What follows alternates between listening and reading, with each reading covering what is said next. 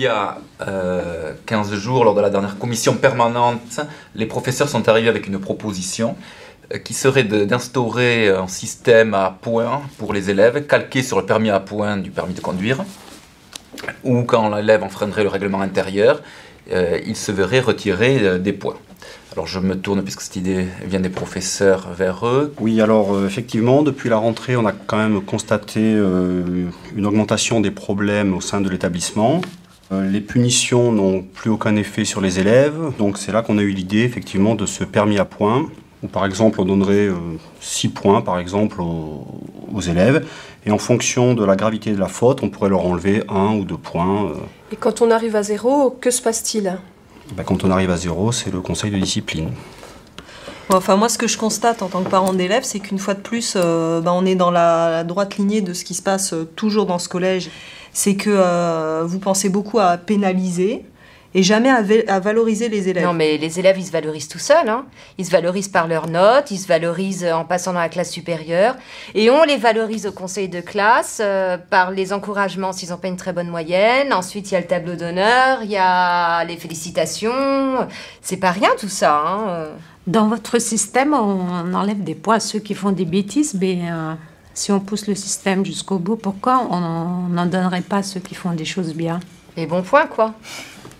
Ouais, mais bon, moi je suis d'accord pour valoriser les élèves, mais alors un élève, il accumule des points, puis il arrive, je sais pas moi, à 34 points, et du coup, ça lui laisse une marge énorme de bêtises à faire, et puis nous, après, on peut plus les tenir. Hein. Sans aller jusqu'au hypothétique 34 points, 6 points sur un permis, ça signifie qu'un élève peut poser de réels problèmes sans être sanctionné. Parce que, enfin, je suis désolé, mais 1 ou 2 points sur le permis, j'appelle pas ça une réelle sanction. Ça entraîne donc un sentiment d'impunité qui est finalement assez dangereux. Pour moi, c'est typiquement la fausse bonne idée. Alors dans ce cas, on pourrait peut-être trouver une sanction qui puisse faire perdre tous les points en une seule fois à l'élève.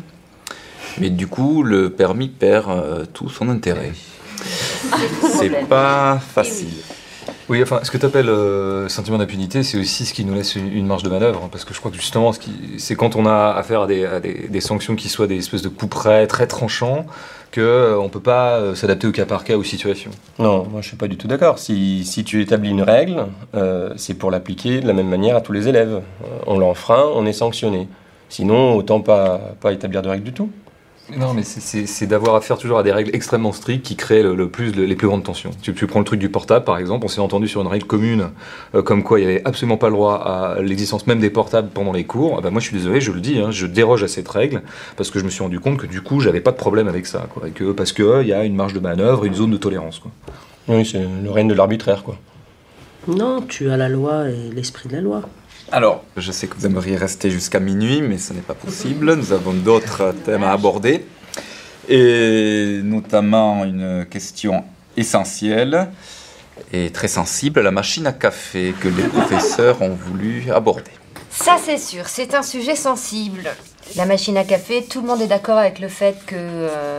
il y a un vrai problème cette année. On est passé du coût de 40 centimes d'euros pour un café à 50 centimes.